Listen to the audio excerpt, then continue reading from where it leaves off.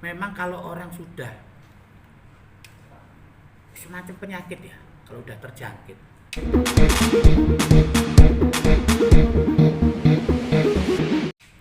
intinya ya tinggal itu aja. Kalau nggak mau berobat dan bertobat, nunggu waktu. Karena harus punya komitmen. Ya, setelah badannya disembuhkan melalui rehabilitasi, secara moral kita harus punya komitmen. Komitmennya nggak usah sama manusia, mau istri kayak mau keluarga kayak itu nggak menjamin. Komitmen sama Tuhan aja, ya kan? Kalau sudah komitmen sama Tuhan masih juga dilanggar, itu ya berarti sudah berani ambil konsekuensi, ya kan? Karena yang namanya penyalahguna atau pengguna itu nunggu waktu, itu bom waktu, nunggu waktu aja, pasti ketangkep. Karena tadi sudah saya sampaikan ke Pak Sis, Pak Ketum, yang namanya pemakai itu memang nggak gampang menyudahi itu semua.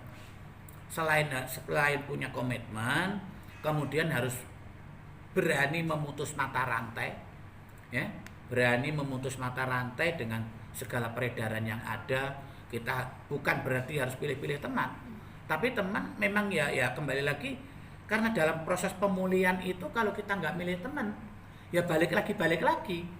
Makanya yang terbaik seperti yang saya pernah alami dulu, begitu saya keluar kasus yang kedua itu, ternyata di sini kuncinya. Saya ambil itu kartu handphone, kartu saya buang, udah pakai kartu baru. Karena kalaupun toh kita nggak menghubungi, itu pasti kita dihubungi, gitu loh. Ini mata rantainya seperti itu. Jadi sekali lagi saya kepengen sampaikan keprihatinan saya sebagai teman. Apalagi Mas Tio ini sudah senior, ya, sudah senior dan udah pernah ngalami proses yang seperti saya alami juga.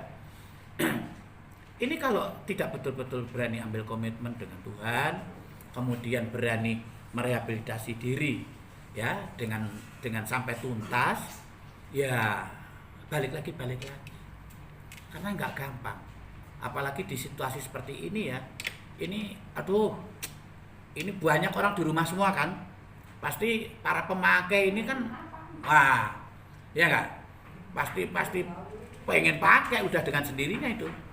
Kalau kita nggak mampu membentengi diri, udah. Ini hati-hati.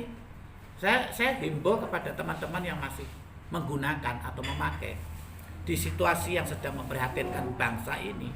Kalau tidak kita sikapi dengan baik dan benar, malah ini jadi satu peluang yang mungkin dianggap paling aman, karena nggak kemana-mana kan, ya kan, nggak kemana-mana, di rumah duduk manis, ya kan, tinggal pesen barang datang, udah duduk manis di rumah pakai, ya kan. Lah ciri khasnya kalau orang sudah terlibat di masalah penyalahgunaan narkoba, itu pasti ceroboh, pasti masa bodoh, ya kan.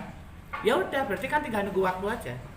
Lah, apa dalam situasi yang memprihatinkan seperti sekarang ini masih harus kita tambah lagi, bangsa ini double prihatin, ya kan, dengan masalah narkoba yang tidak ada kesudahannya. Sedih saya bener kalau nggak malu nangis, saya nangis. Karena gimana ya, saya ngalamin sendiri beratnya ketika orang itu bermasalah dengan narkoba. Itu yang hancur bukan cuma kita, sama ini, ya kan.